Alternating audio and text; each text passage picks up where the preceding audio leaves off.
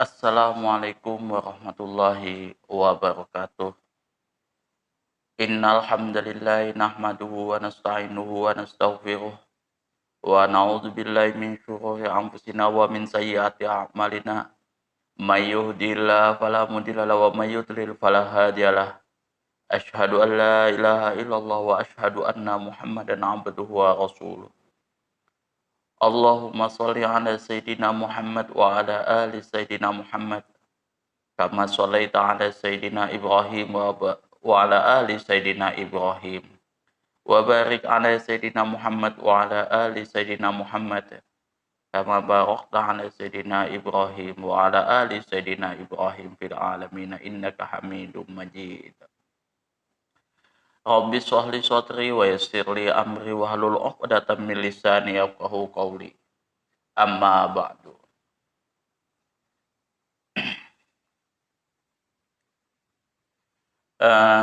Pada pertemuan kali ini kita akan membahas tentang hadis nomor 61 dan 62 secara berbarengan karena di sini pembahasannya sama, yaitu pembahasan tentang masa kita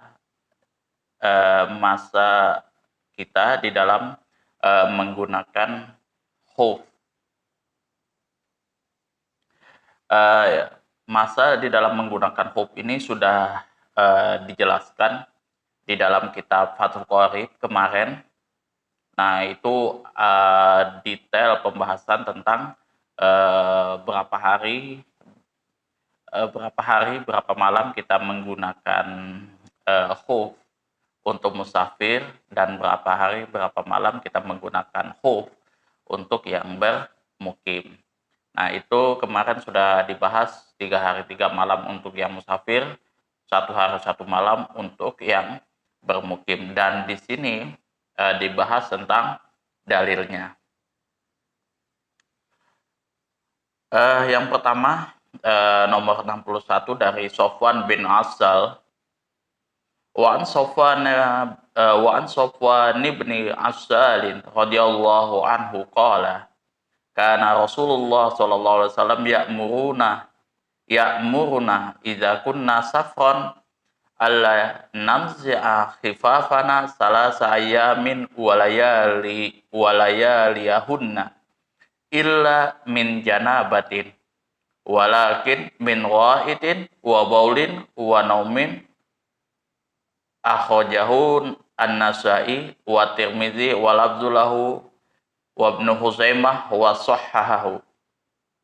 Wa an Sofwan bin Asal, dari Sofwan bin Asal radhiyallahu an, semoga Allah meridhoinya, qala, telah berkata, kana Rasulullah sallallahu alaihi wasallam, ada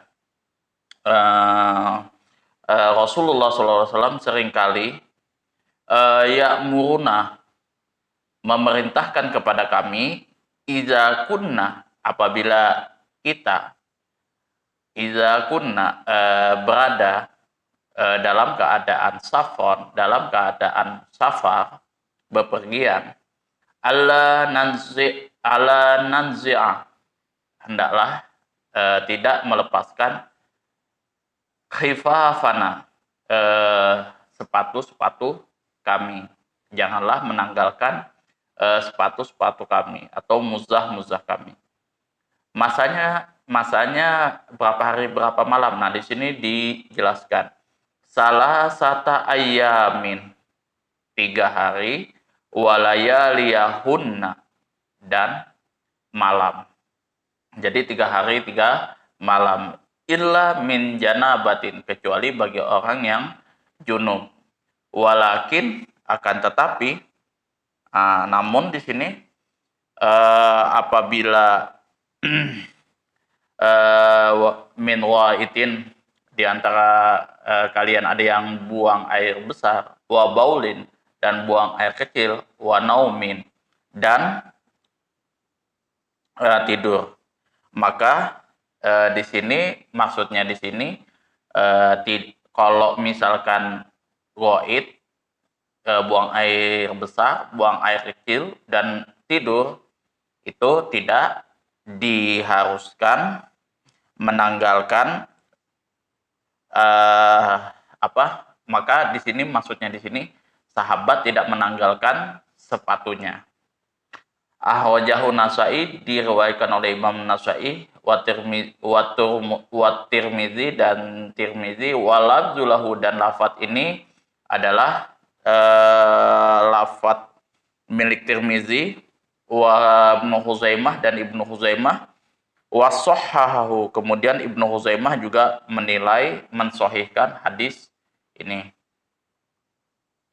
Kemudian hadis nomor 62, wa Ali bin Abi Thalib radhiyallahu anhu qala, dari Ali bin Abi Thalib radhiyallahu anhu, semoga Allah meridhoinya, qala, telah berkata, ja'alan nabiyyu, Rasulullah SAW menjadikan salasa ayyamin walayaliyahunna, 3 hari 3 malam, lil musafiri, bagi orang yang bermusafir, wa yauman walailatan li mukimin, dan 1 hari 1 malam itu bagi orang yang bermukim, yakni fil mashi alal khuffain, yaitu tentang mengusap atas muzah. Ini mengusap atas muzah. Kedua, sepatu. Ahrojahu Muslim, diriwayatkan oleh Imam Muslim. Nah, kalau kita melihat makna hadisnya adalah hadas besar dapat memutuskan waktu kita mengusap khuf. Jadi, kalau misalkan kita mengalami hadas besar itu apa? Ya, sudah dijelaskan kemarin itu ya. Hadas besar itu keluarnya junub, salah satunya bersenggama, itu termasuk hadas besar. Kemudian haid, nifas, dan kotoran ini juga ya. Itu masuk dalam kategori hadas besar. Kalau hadas kecil itu kategorinya adalah sudah disebutkan di hadis waid, baul, dan naum. Itu masuk hadas kecil. Buang air kecil, buang air besar, dan salah satunya batalnya itu ya karena mungkin tidur tadi. Itu. Tapi kalau hadas ini maksudnya hadas kecil ini waid dan baul. Itu hadas kecil. Kalau naum di sini artinya yang membatalkan wudhu. Seseorang tidak dibolehkan mengusap khuf apabila berhadas besar. Jadi seseorang tidak boleh mengusap khuf apabila hadas besar karena semua anggota tubuh wajib dialiri air. Adapun hadas kecil tidak memutuskan waktu mengusap khuf. Rasulullah SAW telah memberikan batasan waktu untuk mengusap khuf, dan baginda membedakan antara orang yang musafir dengan orang yang mukim. Jadi hadis ini menjelaskan tentang perbedaan waktu antara orang yang mukim dengan orang yang bermusafir. Untuk itu Rasulullah SAW menjadikan masa mengusap khuf bagi orang yang bermusafir selama 3 hari 3 malam sebagai keringanan bagi orang yang memandang wujudnya adanya kesulitan ketika dalam perjalanan. Jadi kalau yang namanya di dalam perjalanan itu mengalami kesulitan, halangan dan rintangan, ya semacamnya lah. Kita nggak usah repot-repot naik ke gunung aja, ke puncak gunung itu aja repotnya bukan main. Nah itu kalau misalkan di zaman dulu itu kita menyusuri padang pasir. Nah penyusuri padang pasir itu antara hidup dan mati di situ. Itu kesukarannya. makanya Rasulullah SAW memberikan keringanan di situ. Jadi apa sih kesulitan orang bepergian itu ya? Kita ini lagi kita contohkan ya. Contoh misalkan saya bepergian dari apa ya, dari Tering, daerah Ulu Mahakam ke Samarinda itu 7 hari 7 malam, cuman em, bukan 7 jam 7 jam normal itu enggak, cuma 7 jam normal itu kita seharian di perjalanan cuman duduk di mobil seperti itu ya, cuma duduk di mobil. Itu sudah terasa capeknya bukan main.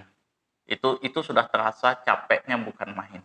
Nah, bagaimana kalau misalkan kita ya seperti zaman Rasulullah yang ya katakanlah 7 hari 7 malam kita cuma mengendarai unta dan kuda di situ, yang mana kita kadang naik jalan kaki, kadang kita eh, apa namanya ya menunggang kuda. Kuda itu juga kuda dan onta itu juga tidak bisa kita kendarai hari-hari full. Dia juga ada masanya dia capek dan itu harus istirahat. Nah, seperti itu. Jadi kesulitan-kesulitannya seperti itu. Kita di situ juga kita cari air minum di situ. Ya untuk tunggangan kita unta tersebut dan kita sendiri. Itu apa ya? Budget yang harus kita keluarkan pun nggak sedikit. Itu banyak. Itu orang musafir zaman dulu. Kalau misalkan kita kalau misalkan kita nggak lihai, nggak tahu medannya apa segala macam, kita mati di tengah jalan.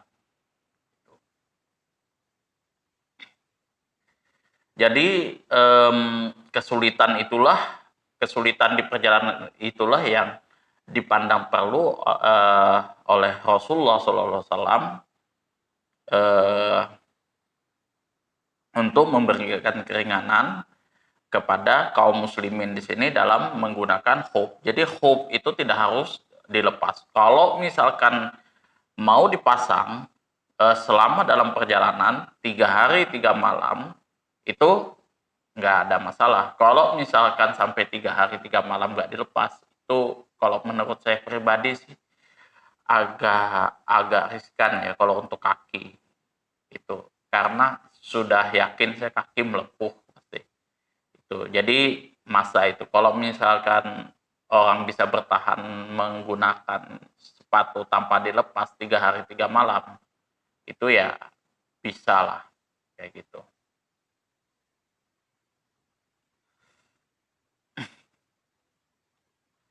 Sedangkan untuk orang yang bermukim, batasan waktunya adalah 1 hari 1 malam.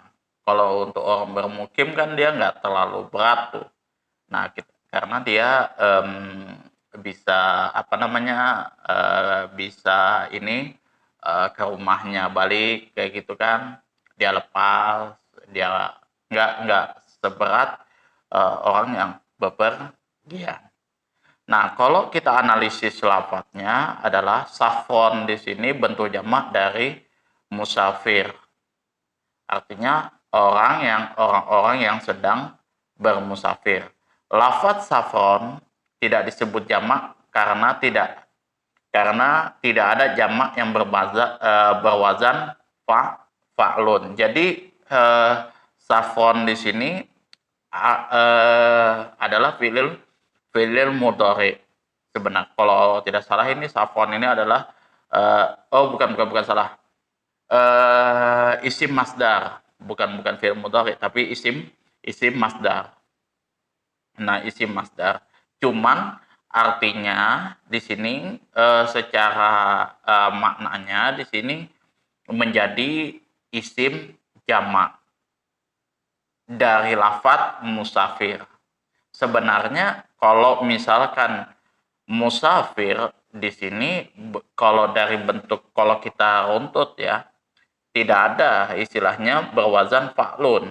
Ini cuman di sini hanya apa ya, makna secara ininya aja, makna secara balagohnya lah seperti itu. Karena tidak ada di sini, kalau dalam ilmu shorof tidak ada jamak yang berwazan fa'lun. Janabatin di sini adalah hadas besar, yaitu hadas yang mewajibkan seseorang untuk mandi wajib. Walakin min itin wa baulin wa naumin di sini kami tidak menanggalkan. Nah, di sini maksudnya adalah kami tidak menanggalkan khuf disebabkan buang air kecil, buang air besar, dan tidur. Kecuali apabila ada masa yang telah ditetapkan sudah berakhir.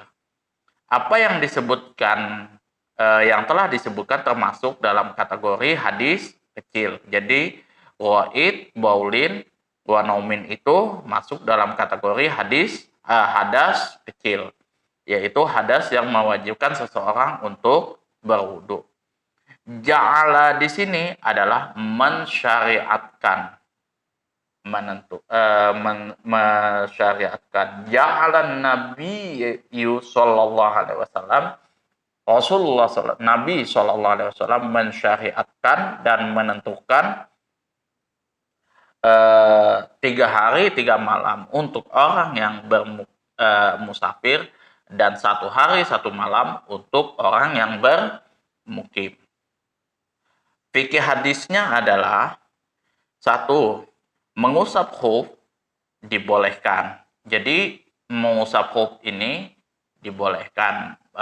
Jadi maksud dalam syariat agama Islam keringanan bagi orang Islam yang ketika di perjalanan. Kedua, pembatasan waktu yang dibolehkan mengusap kedua khuf bagi orang yang bermusafir adalah 3 hari 3 malam. Sedangkan bagi orang yang bermukim hanya sehari semalam. Yang ketiga, wajib mencabut kedua khuf karena berhadas besar, sekalipun batas waktu yang ditentukan belum berakhir. Jadi kalau misalkan anggaplah cuma 2 hari dia junub misalkan seperti itu, berhubungan suami istri misalkan, atau kalau untuk yang perempuan haid, ya, nifas dan lain sebagainya. Nah, itu masuk dalam kategori hadas besar dan dia wajib mencabut sepatunya dan mandi wajib sebagaimana biasa, karena mandi wajib itu tidak bisa diganggu-gugat. Wajib semuanya harus dialiri air, tidak ada keringanan. Yang keempat, wajib menanggalkan kedua khuf jika waktu yang ditentukan oleh syariat telah berakhir. Jadi kalau misalkan batas waktunya 3 hari 3 malam setelah selesai, maka wajib menanggalkan sepatunya. Yang kelima adalah pembatasan waktu mengusap khuf adalah menurut pendapat jumhur ulama. Jadi jumhur ulama menetapkan 3 hari 3 malam untuk orang yang musafir, 1 hari 1 malam untuk orang yang bermukim, itu sudah menjadi ketetapan jumhur ulama. Sedangkan mazhab Syafi'i Maliki mengatakan tidak ada batas waktu dalam mengusap khuf. Menurut mereka, tidak wajib menanggalkan kedua khuf kecuali karena dalam keadaan berjunub, dan disunahkan menanggalkan khuf setiap 7 hari sekali ketika sedang bermukim, bukan dalam keadaan bermusafir. Nah, di sini kalau pandangan Imam Malik tidak ada batasan waktu. Nah, kalau Imam Malik memang dia agak berbeda di sini, karena kalau kita bermusafir itu nggak ada batas waktu nih, istilahnya kapan aja kita, ya misalkan 7 hari 7 malam, misalkan 1 bulan zaman dulu kan, itu. Jadi nggak ada batasan waktu kalau menurut Imam Malik. Kalau tiga mazhab, Imam Syafi'i, Imam Ahmad bin Hambal, dan Imam Abu Hanifah, di sini tetap ada batasannya. Nah, di sini periwayat hadisnya adalah Safwan bin Asal al-Muradi al-Jumali. Siapa beliau? Beliau adalah orang yang ikut perang bersama Rasulullah SAW sebanyak 12 kali peperangan. Beliau meriwayatkan sebanyak 20 hadis. Ibnu Mas'ud, ini salah satu sahabat Rasulullah juga ya. Ibnu Mas'ud ini seorang sahabat yang masyhur, dan Zair bin Habsyi Hubaish itu banyak mengambil riwayat daripada Sofwan bin Asal. Nah, ini salah satu dalil tentang masa kita di dalam mengusap khuf itu. Jadi 3 hari 3 malam untuk yang musafir, 1 hari 1 malam untuk yang bermukim. Dalilnya adalah hadis 61 dan 62 di dalam kitab Bulughul Maram yang diriwayatkan oleh Sofwan bin Asal radhiyallahu an dan Ali bin Abi Thalib radhiyallahu an. Kalau Sofwan di sini itu 3 hari 3 malam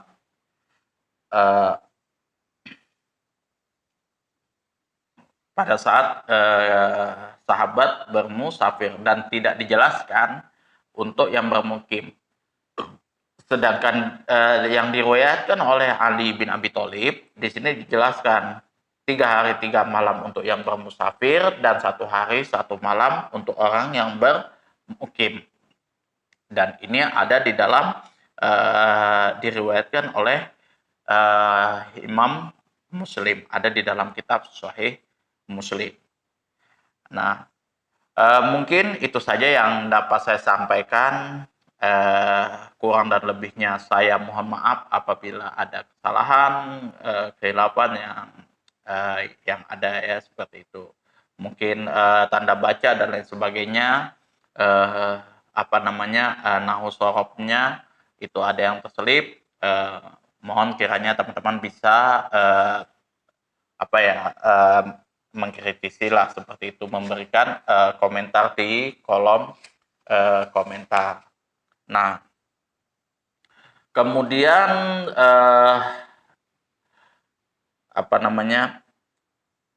kalau misalkan ada pertanyaan bisa teman-teman ajukan di kolom komentar. Nanti saya juga akan, kalau misalkan saya bisa jawab, saya akan jawab. Tapi biasa sih saya juga kalau misalkan menjawab pertanyaan teman-teman itu, saya juga lihat bukan cuman berdasarkan dari kitab-kitab saja, tapi saya juga mendengarkan juga penjelasan dari ustadz-ustadz yang lain kayak gitu. Bukan artinya saya tidak copy paste, enggak. Saya cuman mau melihat juga sudut pandang ustadz-ustadz di Indonesia, kemudian guru-guru yang ada di Indonesia, dalil-dalilnya seperti apa, kayak gitu. Kalau misalkan ustadz-ustadz NU misalkan seperti apa, ustadz-ustadz Muhammadiyah seperti apa, saya senang kok ngikutin kajian-kajian seperti itu. Biasanya saya tulis dalil-dalil mereka, para ustadz, misalkan dalilnya seperti ini, yang mereka ambil dalilnya seperti ini. Itu saja yang dapat saya simpulkan. Kurang dan lebihnya saya mohon maaf. Akhul kalam. Assalamualaikum warahmatullahi wabarakatuh.